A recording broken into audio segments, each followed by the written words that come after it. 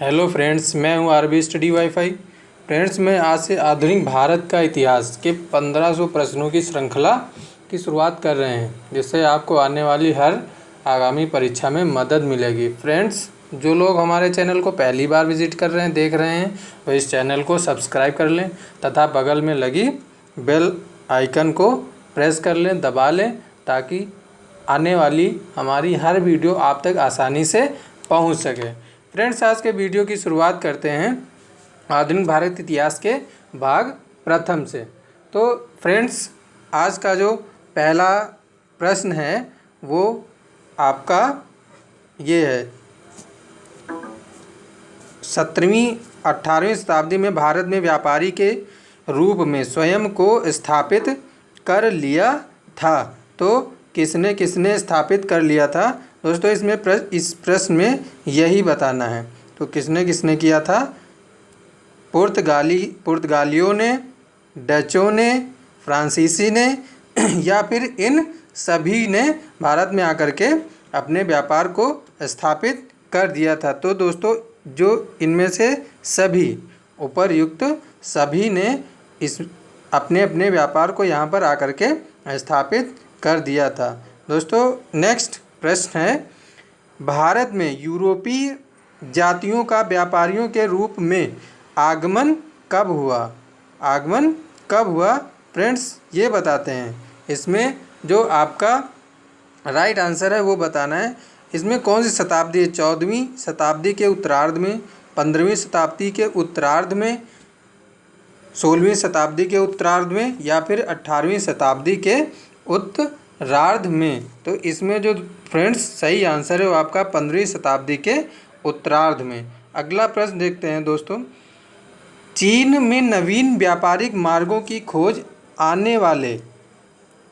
में आने वाले सर्वप्रथम कौन थे? नवीन व्यापारिक मार्गों की खोज में जो सबसे पहले आए वो कौन थे? पुर्तगाली थे, हॉलैंड वासी थे, डेनिश थे या फिर फ्रांसीसी थे? तो दोस्तों, इसमें जो थे वो फ्रांसीसी थे, पुर्तगाली थे। नेक्स्ट प्रश्न है दोस्तों, भारत में पुर्तगालियों का आगमन उस समय हुआ जब, कब हुआ? यही आपको बताना है इस प्रश्न में। दोस्तों, कब हुआ? 15 मई 1947 ईस्वी को जमोरिन कोचीन पहुंचा था, या फिर 17 मई 1498 ईस्वी को वास्को डी गामा कालीकट तट पर पहुंचा था, या फिर 14 मई 1453 ईस्वी में कस्तूनतुनिया पर तुर्कों ने अधिकार कर लिया था, या फिर 20 मई 1794 ईस्वी में कोलंबस ने भारत पहुंचने का मार्ग ढूंढते हुए अमेरिका की खोज की थी। तो इसमें दोस्तों यही बताना है कि भारत में पुर्तगालियों का आगमन कब हुआ था। तो इसमें जो पुर्तगालियों का आगमन हुआ था वो हुआ था 17 मई, कब दोस्तों? 17 मई 1498 को, जब वास्को डी गामा कालीकट तट पर पहुंचा था तब आगमन हुआ था। अगला प्रश्न देखते हैं दोस्तों, भारत में व्यापार को लेकर पुर्तगालियों को आरंभ में किसके विरोध का सामना करना पड़ा था? ये भी दोस्तों बहुत अच्छा क्वेश्चन है।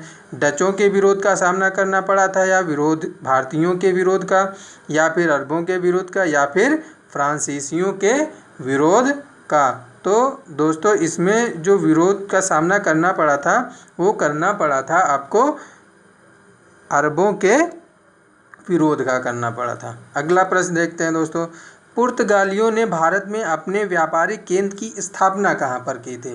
तो व्यापारिक केंद्र में जब पुर्तगाली भारत आए तो उन्होंने अपने व्यापार के लिए एक सेंटर की स्थापना की, जहाँ से वो अपने व्यापार की देखभाल, पूरे भारत में जो व्यापार की देखभाल थी वो एक ही जगह से कर सकें। फ्रेंड्स, तो इसमें आपको बताना है कालीकट में, कोचीन में, कन्नानौर में या फिर उपर्युक्त सभी में? तो इसमें दोस्तों उपर्युक्त सभी में, कालीकट में, कोचीन और कन्नानौर में सभी जगह अपने व्यापारिक केंद्र स्थापित कर दिए थे। अगला प्रश्न देखते हैं, भारत के क्षेत्रों में जमोरिन द्वारा सर्वप्रथम व्यापारिक सुविधाएं किसको प्रदान की गईं? भारत के क्षेत्र में जमोरिन द्वारा, तो ये जो सुविधाएं थी किसको किसको प्रदान की गई? वास्को डी गामा को, अल्बुकर्क को, अल्मीडा को, या फिर इन सभी को या फिर इनमें से किसी को नहीं। तो यही बताना है फ्रेंड्स। तो जो आपका राइट आंसर है वो है वास्को डिगामा को प्रदान की गई थी।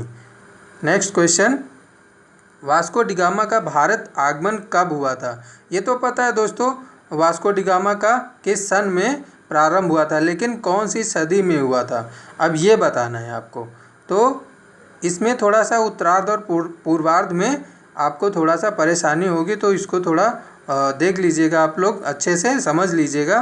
तो शताब्दी इसमें बतानी 15वीं शताब्दी के पूर्वार्ध में, या मतलब होता है उसके पहले 15वीं शताब्दी के उत्तरार्ध में, या फिर उसके बाद में, या 15वीं शताब्दी के अंतिम दशक में, या फिर 16वीं शताब्दी के पूर्वार्ध में। तो इसका जो राइट आंसर है दोस्तों वो है आपका 15वीं शताब्दी के अंतिम दशक में। कौन से अंतिम दशक में, यही आपका राइट आंसर है।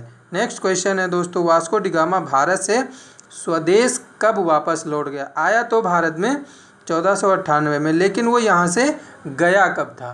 तो दोस्तों ये भी एक अच्छी बात है, एक बढ़िया प्रश्न है। 1498 तो सबको पता है, लेकिन वो भारत से वापस कब लौट गया ये भी पता होना चाहिए। तो वो गया था दोस्तों 1499 में। कब गया था? 1499 में। अगला प्रश्न है, 15वीं शताब्दी में यूरोप और एशिया के बीच होने वाले व्यापार पर एकाधिकार किसने स्थापित कर लिया था? बेसिन के सौदागरों ने, या फिर जिनोवा के सौदागरों ने, या इन दोनों ने, या फिर इनमें से किसी ने नहीं? ये दोस्तों आपको बताना है। तो इसमें जो राइट आंसर है, इन दोनों ने। किसने? इन दोनों ने एकाधिकार स्थापित कर लिया था। अगला प्रश्न देखते हैं दोस्तों, क्या है? Vasco da Gama Cape of Good से अफ्रीका का चक्कर लगाता हुआ भारत में कहाँ पहुँचा? अफ्रीका का चक्कर तो लगा रहा था, लेकिन वो भारत में कहाँ पर पहुँचा था? उस बंदरगाह का नाम आपको जानना है। तो इसका जो राइट आंसर है, कालीकट के बंदरगाह पर, भड़ौज के बंदरगाह पर, कन्नानौर के, या कोचीन के बंदरगाह पर? तो इसका दोस्तों राइट आंसर है आपका कालीकट के बंदरगाह पर। कौन सा? कालीकट के बंदरगाह पर भारत पहुंचा था वास्को डिगामा। अगला देखते हैं, वास्को डिगामा को भारत में मिली सफलता से प्रोत्साहित होकर पुर्तगालियों ने 1500 ईस्वी में भारत में किसको भेजा था? किसके? कह रहा है कि वास्को डिगामा को भारत में मिली सफलता, जब वास्को डिगामा आया तो उसको बहुत सी सफलता मिली, उसने बहुत से व्यापार को बढ़ावा दिया, लेकिन प्रोत्साहित होकर पुर्तगालियों ने 1500 ईस्वी में, अब पुर्तगाली आए इसके बाद, तो उन्होंने भी सोचा चलो भारत पर जाकर कुछ न कुछ व्यापार करते हैं। तो उन्होंने सबसे पहले भेजा किसको था? तो सबसे पहले भेजा था इन्होंने पीड्रो एल्वारेस क्रैब को। किसको? पीड्रो एल्वारेस क्रैब को। थोड़ा नाम अजीब सा है, लेकिन ये क्वेश्चन में जब पूछ दिया जाता है तो ये मुश्किल खड़ी कर देता है। बार्थोलोम्यू डियाज भारत किसके साथ आया था? अब ये भी एक अच्छा प्रश्न है दोस्तों। सरल क्वेश्चन तो हम सभी जान लेते हैं, लेकिन थोड़ा सा जब कठिन आ जाता है तो हम लोग यही कह देते हैं कि ये प्रश्न हमने कभी नहीं पढ़ा। तो इसमें ये देखते हैं, कौन सा? भारत किसके साथ आया था? बार्थोलोम्यू अल्मीडा के साथ आया था, पीड्रो एल्वारेस के साथ आया था, अल्बुकर्क के साथ आया था, या फिर वास्को डिगामा के साथ में आया था? तो ये दोस्तों आया था फिर वही है, पीड्रो एल्वारेस के साथ में। किसके साथ आया था? पीड्रो एल्वारेस के साथ में। अगला प्रश्न देखते हैं दोस्तों, भारत में सर्वप्रथम पुर्तगाली गवर्नर बनकर कौन आया? कितना अच्छा प्रश्न है दोस्तों, इसको भी जान लेते हैं। भारत में सर्वप्रथम पुर्तगाली गवर्नर बनकर आया। वास्को डिगामा के बाद में तो पुर्तगाली आए, लेकिन गवर्नर सबसे पहले भारत में पुर्तगाल का कौन सा आया ये जान लेते हैं। वास्को डिगामा, पीड्रो एल्वारेज, अल्बुकर्क, या फ्रांसिस्को द अल्मीडा? तो इसमें जो राइट आंसर है वो आपका फ्रांसिस्को द अल्मीडा आया था, सॉरी।